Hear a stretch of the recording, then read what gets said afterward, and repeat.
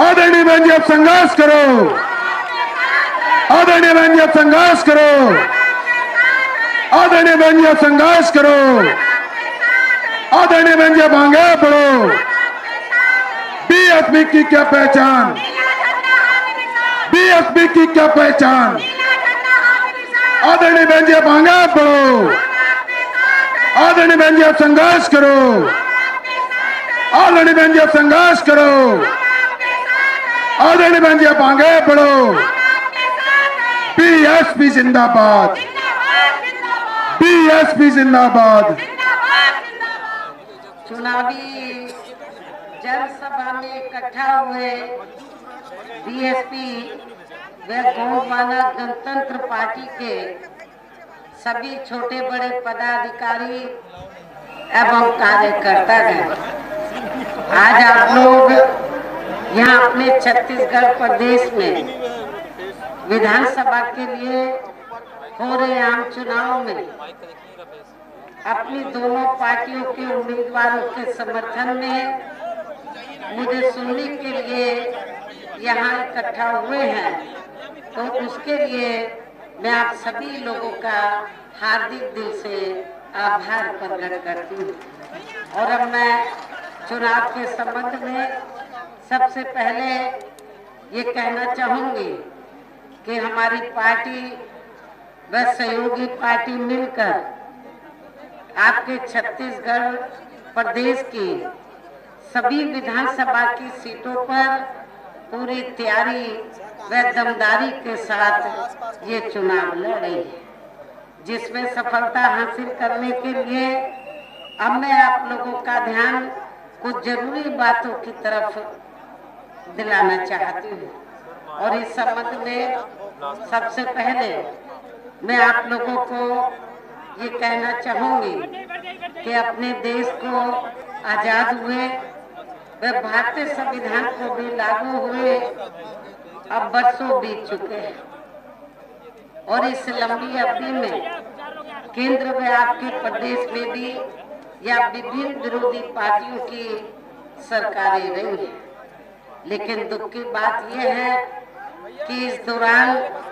यहाँ सभी विरोधी पार्टियों की रही सरकारों में वे आपके प्रदेश सहित पूरे देश में भी सर्व समाज में से विशेषकर दलितों, आदिवासियों, पिछड़े वर्गों, मुस्लिम व अन्य धार्मिक अल्पसंख्यकों के साथ साथ गरीबों, मजदूरों, किसानों, छोटे व्यापारियों एवं अन्य मेहनतकश लोगों का भी पूरे ठीक ढंग से विकास व उत्थान आदि नहीं हो सका है, जिनकी सरकारों की नीतियों व कार्यशैली को अब इन्हें और ज्यादा आजमाने की जरूरत नहीं है। और इस मामले में मैं खासकर यहाँ दलितों, आदिवासियों, क्योंकि आदिवासी पॉपुलेशन आपके छत्तीसगढ़ स्टेट में काफी है, दलितों के साथ साथ आदिवासी, दलितों से ज्यादा आदिवासी समाज आपके स्टेट में रहता है। तो मैं आदिवासी समाज के लोगों को जो लंबे अरसे से, तो दलित भी पहले हालांकि कांग्रेस से जुड़े रहते थे, आदिवासी भी जुड़े रहते थे, और वैसे आप लोगों को ये मालूम है कि जब अंग्रेज भारत को छोड़कर गए, देश आजाद हुआ, तो आजादी के बाद लंबे अरसे तक केंद्र और ज्यादातर राज्यों में कांग्रेस पार्टी पावर में रही है। और कांग्रेस पार्टी को सत्ता में लंबे अरसे तक आसीन रखने वाले लोग कौन हैं? ज्यादातर वीकर सेक्शन के लोग हैं। आप लोगों ने केंद्र और ज्यादातर राज्यों में तो कांग्रेस को सत्ता में रखा। जब अंग्रेजों के जाने के बाद कांग्रेस पावर में आई और परम पूज्य बाबा साहब डॉक्टर भीमराव अंबेडकर देश के पहले कानून मंत्री बने, तो उस समय बाबा साहब डॉक्टर अंबेडकर ने केंद्र की सरकार को, उस समय की कांग्रेसी केंद्र की सरकार को और खास तौर से पंडित जवाहरलाल नेहरू एंड कंपनी के लोगों को ये कहा था कि मैंने भारतीय संविधान में दलितों आदिवासियों को जो कानूनी अधिकार दिए हैं उनका सही से पालन नहीं हो रहा है, उनका सही से अनुपालन नहीं हो रहा है, उसका अनुपालन होना चाहिए। और इसके साथ ही बाबा साहब ने ये कहा था कि दलितों और आदिवासियों के अलावा और भी ऐसी जातियां हैं, अति पिछड़े वर्ग के लोग हैं जिनकी हालत सामाजिक, आर्थिक और शैक्षणिक क्षेत्र में बहुत पिछड़ी हुई है, तो उन्हें भी आगे बढ़ने के लिए मौका मिलना चाहिए, आरक्षण जैसी सुविधा मिलनी चाहिए। ये बाबा साहब ने उस समय केंद्र में कांग्रेस पार्टी की सरकार को ये कहा, लेकिन कांग्रेस पार्टी ने इस ओर ध्यान नहीं दिया। बाबा साहब ने कहा कि आप कमीशन बैठाएं और रिपोर्ट लीजिए, इनको भी आप अधिकार दीजिए आगे बढ़ने का, अति पिछड़े वर्ग के लोगों को। लेकिन कांग्रेस पार्टी ने इस ओर ध्यान नहीं दिया। दलितों और आदिवासियों को जो कानूनी अधिकार दिए थे उसका भी अनुपालन ठीक ढंग से नहीं किया, रिजर्वेशन का पूरा फायदा इन लोगों को नहीं दिया। तब फिर बाबा साहब डॉक्टर अंबेडकर ने दुखी होकर इन वर्गों के हितों में, खासकर दलितों, आदिवासियों व अन्य पिछड़े वर्गों के लोगों के हितों में, फिर परम पूज्य बाबा साहब डॉक्टर अंबेडकर ने अपने कानूनी मंत्री पद से इस्तीफा देकर अपने देश के इन वर्गों के लोगों को ये कहा कि मैंने भारतीय संविधान में तो आपको कानूनी अधिकार दे दिए हैं, लेकिन कांग्रेस या इनके चाचा भतीजों की पार्टियों की सरकारों में आपको इनका पूरा लाभ नहीं मिल सकता। इसलिए आप लोगों को तो आपस में भाईचारा पैदा करके संगठित होकर अपनी एक पार्टी बनानी चाहिए और उस पार्टी के माध्यम से केंद्र और राज्यों की सत्ता में आकर आप लोगों को कानूनी अधिकार, अपने लोगों को उसका अनुपालन पूरा कराना चाहिए अधिकारों का। ये बाबा साहब डॉक्टर अंबेडकर ने इस्तीफा देने के बाद अपने लोगों को ये कहा। तो यदि कहने का तात्पर्य यह है कि यदि कांग्रेस पार्टी ने जो बाबा साहब ने इन वर्गों के लोगों को कानूनी अधिकार दिए हैं, यदि उसका फायदा पूरा दिया होता, लाभ दिया होता, तो फिर बाबा साहब डॉक्टर अंबेडकर को तो कानूनी मंत्री पद से इस्तीफा नहीं देना पड़ता और ना ही फिर परम पूज्य और ना ही फिर हमें भी बहुजन समाज पार्टी बनाने की जरूरत पड़ती और ना ही फिर गोंडवाना गणतंत्र पार्टी की भी बाद में बनाने की इधर आदिवासी एरिया में जरूरत पड़ती। तो इसलिए मैं आपको ये कहना चाहती हूँ कि लंबे अरसे तक तो कांग्रेस पावर में रही, लेकिन दुख की बात यह है कि इस दौरान या सभी और भी पार्टियां रही, आजादी के बाद लंबे अरसे तक कांग्रेस रही, उनके चाचा भतीजों की भी पार्टियां केंद्र और राज्यों में सत्ता में रही। लेकिन दुख की बात यह है कि इस दौरान या सभी विरोधी पार्टियों की रही सरकारों में वे आपके प्रदेश सहित पूरे देश में भी सब समाज में से विशेषकर दलितों, आदिवासियों, पिछड़े वर्गों, मुस्लिम व अन्य धार्मिक अल्पसंख्यकों के साथ साथ गरीबों, मजदूरों, किसानों, छोटे व्यापारियों एवं अन्य मेहनतकश लोगों का भी पूरे ठीक ढंग से विकास व उत्थान आदि नहीं हो सका, जिनकी सरकारों की नीतियों व कार्यशैली को अब इन्हें और ज्यादा आजमाने की जरूरत नहीं है। और मैं आपको बता रही थी कि इस मामले में मैं खासकर यहाँ दलितों, आदिवासियों व अन्य पिछड़े वर्गों के लोगों को ये भी बताना बहुत जरूरी समझती हूँ कि इन्हें परम पूज्य बाबा साहब डॉक्टर भीमराव अम्बेडकर के कड़े संघर्ष एवं अथक प्रयासों से भारतीय संविधान के तहत मिले कानूनी अधिकारों में से खासकर सरकारी नौकरियों में जो आरक्षण की सुविधा मिली है, तो उसे भी यहाँ शुरू से ही इन वर्गों के प्रति हीन व जातिवादी मानसिकता रखने वाली सभी विरोधी पार्टियों की रही सरकारें प्रभावहीन बनाने में तथा इसे अब धीरे धीरे खत्म करने की भी पूरी कोशिश में लगी हुई है। यही मुख्य वजह है कि देश में आजादी के बाद व शुरू में केंद्र में अधिकांश राज्यों में भी काफी लंबे समय तक सत्ता में आसीन रही कांग्रेस पार्टी ने और अब पिछले कुछ वर्षों से केंद्र व काफी राज्यों में भी बीजेपी व अन्य विरोधी पार्टियों की भी रही सरकारों ने इनका यह आरक्षण का कोटा अभी तक भी पूरा नहीं किया है। पदोन्नति में आरक्षण को तो इन्होंने मान्य कोर्ट की आड़ में काफी हद तक खत्म ही कर दिया है और इस मामले में लगभग यही खराब स्थिति हमें यहाँ के छत्तीसगढ़ स्टेट में भी देखने के लिए मिल रही है। इसके साथ ही अब इन वर्गों के लोगों को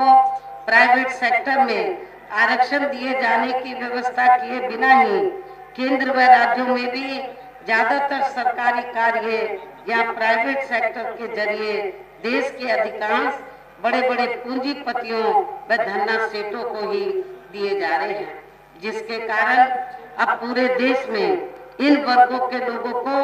आरक्षण का बहुत कम ही लाभ मिल पा रहा है और इससे अब पूरे देश में दलितों व आदिवासियों के साथ साथ अन्य पिछड़े वर्गों को भी काफी ज्यादा नुकसान हो रहा है। जबकि अन्य पिछड़े वर्गों के लोगों को ये मालूम होना चाहिए कि इन्हें मंडल कमीशन की रिपोर्ट के तहत आरक्षण की ये सुविधा केंद्र में कांग्रेस पार्टी की रही सरकार में नहीं मिली है। तो जो लोग आज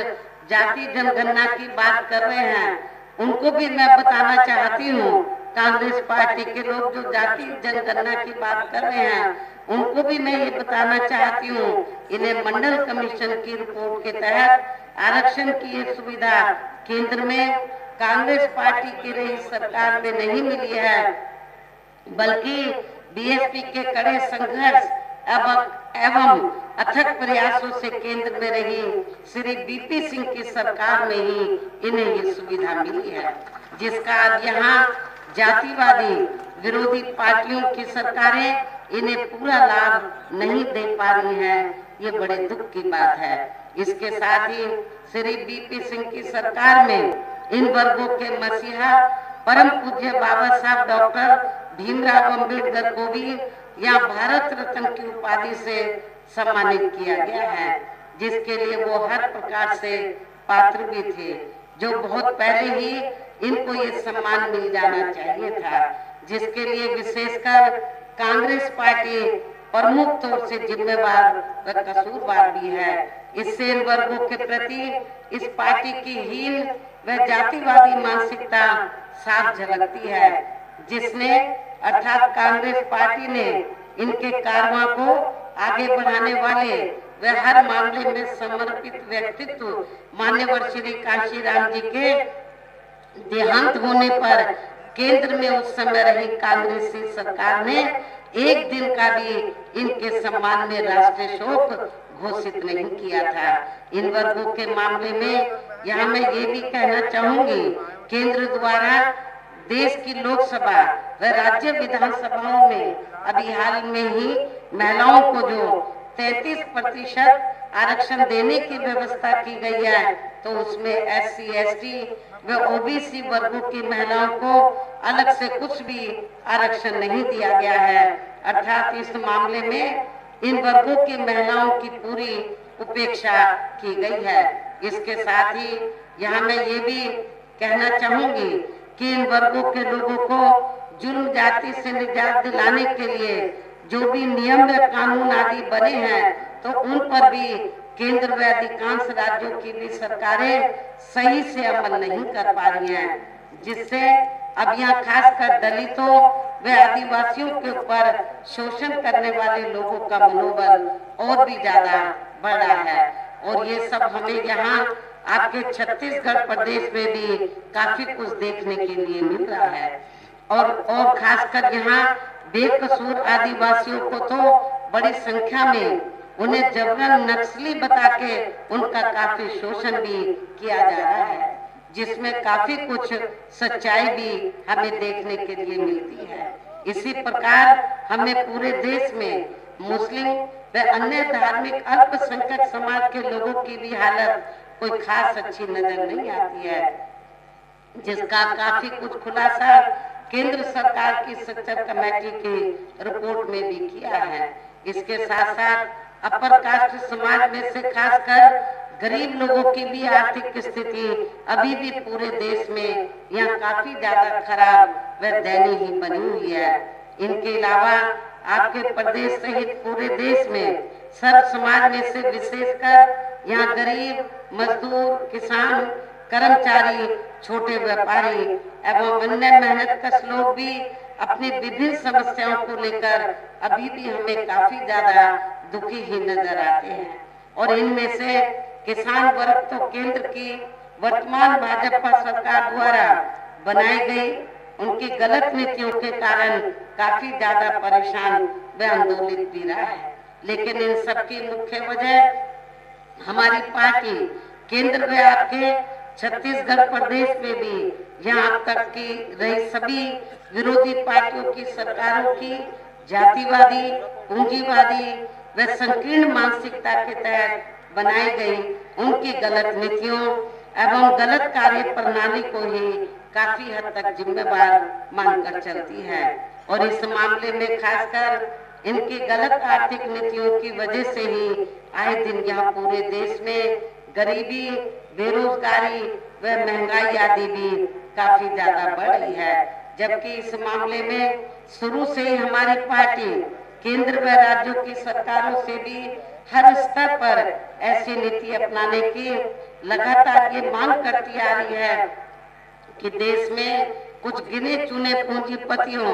व धन्ना सेठों का विकास होने की बजाय बल्कि यहाँ गरीब व आम लोगों का ही विकास होना चाहिए। तभी फिर सही मायने में यहाँ की आम जनता अपनी गरीबी, बेरोजगारी, महंगाई व अन्य और भी समस्याओं से काफी हद तक निजात पा सकती है। इसके साथ साथ अब अपने देश में भ्रष्टाचार भी हर स्तर पर काफी ज्यादा बढ़ रहा है, जिससे आपका खुद का अपना छत्तीसगढ़ प्रदेश भी अछूता नहीं रहा है। किंतु इन सबका मुख्य कारण हमारी पार्टी आजादी के बाद से लेकर अभी तक केंद्र व देश के अधिकांश राज्यों में तथा आपके खुद के अपने छत्तीसगढ़ प्रदेश में भी ज्यादातर सत्ता यहाँ गलत पार्टियों में से खासकर कांग्रेस, बीजेपी व इनकी सहयोगी पार्टियों के हाथों में ही आने को मानकर चलती है। और इन सभी विरोधी पार्टियों को हमारी पार्टी इसलिए जिम्मेवार मानकर चलती है क्योंकि आजादी के बाद से लेकर अभी तक लगभग ये सभी विरोधी पार्टियां केंद्र व देश के अधिकांश राज्यों में भी ज्यादातर यहाँ बड़े बड़े पूंजीपतियों व धन्ना सेठों की ही आर्थिक मदद से सत्ता में आती रही हैं। और सत्ता में आ जाने के बाद फिर ये पार्टियां अधिकतर मामलों में अपनी आर्थिक एवं अन्य सभी नीतियां या आम जनता की समस्याओं को दूर करने के हिसाब से तैयार नहीं करती हैं, बल्कि देश के उन बड़े बड़े पूंजीपतियों व धन्ना सेठों को ही फायदा पहुंचाने के हिसाब से अपनी अधिकांश नीतियां तैयार करती हैं, जिनके धन व बल से चुनाव लड़कर ज्यादातर ये पार्टियां केंद्र व आपके राज्य से देश के अन्य राज्यों में भी अभी तक यहाँ सत्ता में आती रही हैं, जिसके कारण ही अब पूरे देश में वे आपके खुद के अपने प्रदेश में भी अभी भी हमें यहाँ सर्व समाज के लोग अधिकांश मामलों में अपनी विभिन्न समस्याओं को लेकर काफी ज्यादा दुखी व परेशान ही नजर आते हैं। जबकि पूरे देश में बीएसपी ही अकेली एक ऐसी पार्टी है जो विरोधी पार्टियों की तरह देश के बड़े बड़े पूंजीपतियों व धन्ना सेठों की आर्थिक मदद से नहीं बल्कि अपनी पार्टी के ही आम कार्यकर्ताओं की आर्थिक मदद से चुनाव लड़कर यहाँ केंद्र व राज्यों की सत्ता में आना चाहती है, ताकि हमारी पार्टी सत्ता में आने के बाद फिर बिना किसी दबाव के व आजाद होकर सर्व समाज के लोगों की सभी समस्याओं का समाधान करके उन्हें हर मामले में व हर स्तर पर खुशहाल बना सके। और इसी आधार पर चलकर ही आबादी के हिसाब से देश के सबसे बड़े प्रदेश उत्तर प्रदेश में 4 बार हमारी पार्टी ने अपने नेतृत्व में वहाँ सरकार भी बनाई है और हमने अपनी सभी चारों रही सरकारों में अपनी पार्टी की विचारधारा एवं सिद्धांतों के तहत चलकर वैसे तो वहाँ सर्व समाज के हितों का पूरा ध्यान रखा है, लेकिन सभी मामलों में प्राथमिकता पहले हमने वहाँ सर्व समाज में से विशेषकर कमजोर तबके के लोगों को दी है, उपेक्षित वर्गों के लोगों को दी है, गरीब एवं असहाय लोगों को ही दिया है, जिनकी वहाँ हर मामले में वे हर स्तर पर सभी विरोधी पार्टियों की रही सरकारों में उनकी हीन व जातिवादी, संकीर्ण एवं पूंजीवादी सोच होने के कारण काफी ज्यादा उपेक्षा की गई है। इसके साथ साथ हमने उत्तर प्रदेश में गरीब एवं बेरोजगार लोगों को दूसरी पार्टियों की रही सरकारों की तरह मामला है। साथ ही गरीब भूमिहीन लोगों को खेती करने के लिए उन्हें फ्री सरकारी जमीन भी दी है, जिससे वहाँ लाखों गरीब लोगों को फायदा पहुंचा है। गरीब आवासहीन लोगों को सरकारी खर्चे से पक्के मकान भी बना कर दिए। ऐसे अनेकों जनहित के कार्य किए हैं। इसके अलावा हमारी पार्टी की रही सरकार ने वहाँ विभिन्न क्षेत्रों में लगे लोगों के साथ साथ छात्रों, युवाओं, महिलाओं व बुजुर्गों आदि के हितों में भी अनेकों महत्वपूर्ण व ऐतिहासिक कार्य किए हैं, जिनसे उन्हें काफी ज्यादा लाभ पहुंचा है। इसके साथ साथ हमने उत्तर प्रदेश में सर्व समाज के लोगों के ऊपर किसी भी प्रकार की कोई जुर्म जाति आदि भी नहीं होने दी है, बल्कि हमारी पार्टी के रही सरकार ने वहाँ जुर्म जाति करने वाले लोगों को बिना कोई देरी किए हुए उन्हें तुरंत ही जेल की सलाखों के अंदर भेजा है, जहाँ मेरी सरकार में उनकी सही व असली जगह होती है, जिसके यहाँ के प्रदेश में भी काफी सख्त जरूरत है। इतना ही नहीं बल्कि हमारी पार्टी की रही सरकार ने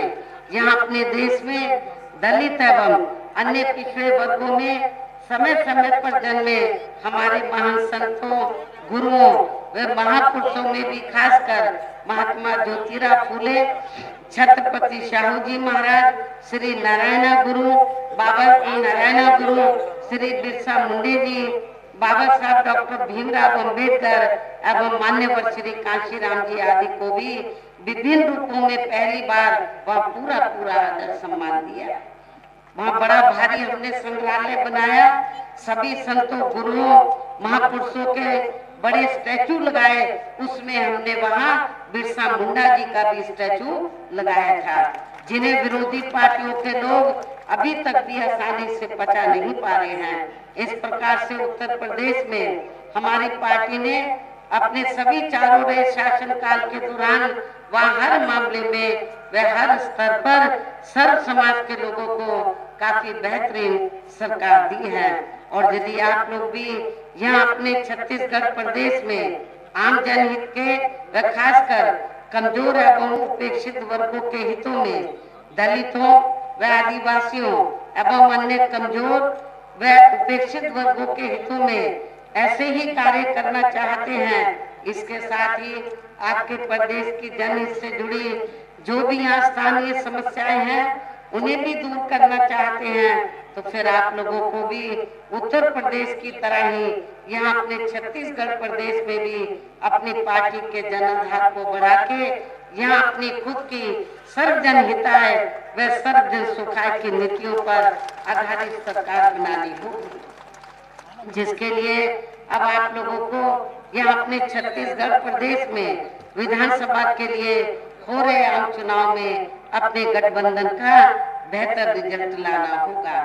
और इसके लिए आप लोगों को वोट पड़ने तक यहाँ की सत्ताधारी पार्टी व अन्य सभी विरोधी पार्टियों के साम दाम दंड भेद आदि हथकंडों से भी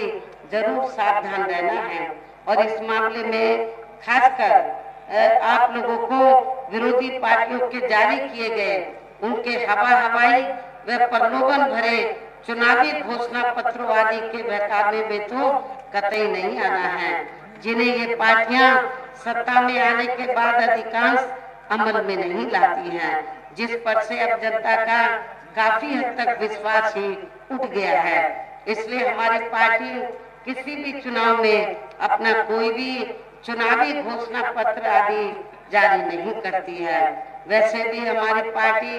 कहने में बहुत कम बल्कि कार्य करके दिखाने में ही ज्यादा विश्वास रखती है। अर्थात जो कहती है तो उसे करके भी दिखाती है, और ये सब हमने उत्तर प्रदेश में करके भी दिखाया है।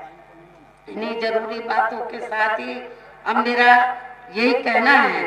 कि आप लोगों को अपने खुद के व अपने छत्तीसगढ़ प्रदेश के भी हित में यह अपनी पार्टी बीएसपी व हमारी सहयोगी पार्टी गोंडवाना गणतंत्र पार्टी की ही मिलकर सरकार बनाना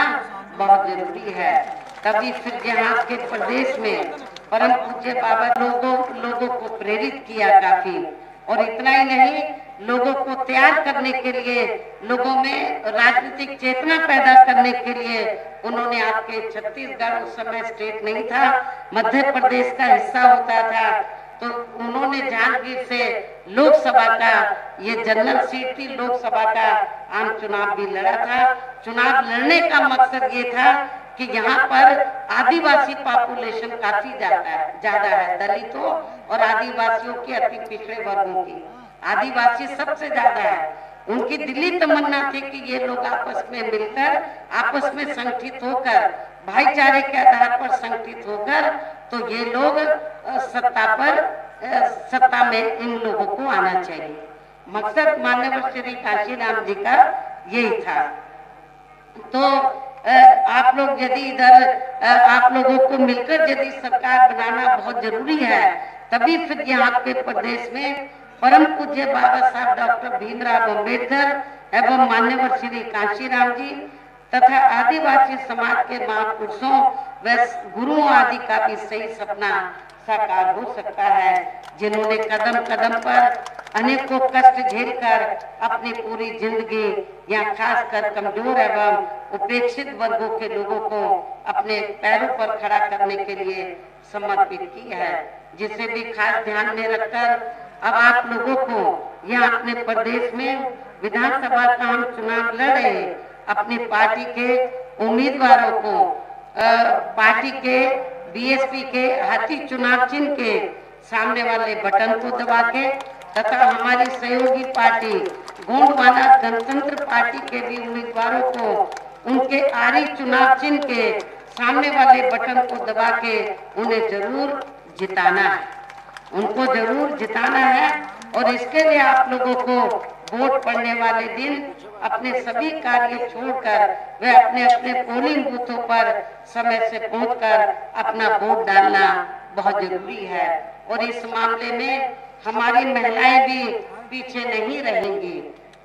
इसके साथ ही आप लोगों का ये भी पूरा प्रयास होना चाहिए कि जिसमें हमारे काफी टॉप के स्थानीय नेता हैं, श्री दाऊ राम रत्नाकर भी हैं जो चुनाव लड़ रहे हैं, और इनके और बहुत से यहाँ के स्थानीय साथी हैं। तो जिसके लिए यहाँ स्थानीय नेताओं के साथ साथ पार्टी के राज्यसभा सांसद श्री रामजी गौतम और श्री नर्मदा प्रसाद व इनके अन्य और साथी भी पूरे जी जान से लगे हैं। हालांकि मैंने बीच में आपके छत्तीसगढ़ स्टेट के खासकर नौजवानों को में ऊर्जा पैदा करने के लिए, उनको तैयार करने के लिए मैंने श्री आकाश आनंद को भी आपके छत्तीसगढ़ प्रदेश में भेजा है। अब मैं आप लोगों का और ज्यादा समय न लेते हुए आप लोगों से यही मैं पुरजोर अपील करती हूँ कि आप लोगों को अपनी पार्टी व सहयोगी पार्टी के भी उम्मीदवारों को कामयाब बनाना बहुत जरूरी है और अच्छे वोटों के माध्यम से उनको जिताना है। और आप लोगों को मैं अंत में फिर ये कहना चाहती हूँ कि कांग्रेस और बीजेपी अब जैसे जैसे चुनाव ये दूसरे चरण का नजदीक आएगा तो ये लोग किस्म किस्म की अफवाहें फैलाएंगे और किस्म किस्म के आश्वासन देंगे। आप लोगों को उनके बहकावे में नहीं आना है। आप लोगों की ये जो दोनों पार्टियां हैं जो मिलकर चुनाव लड़ रही हैं, इन दोनों पार्टियों के उम्मीदवारों को एक तरफा अपना वोट देकर अपनी दोनों पार्टियों के उम्मीदवारों को कामयाब बनाना है। छत्तीसगढ़ की असेंबली में जरूर जिताकर भेजना है और मैं उम्मीद करूंगी कि आप लोग अपनी सरकार बनाएं। यदि सरकार नहीं भी बना पाते, कम से कम बैलेंस ऑफ पावर तो आप लोग जरूर बन जाए। तो इस उम्मीद के साथ ही अब मैं अपनी बात यही समाप्त करती हूँ। जय भीम, जय भारत।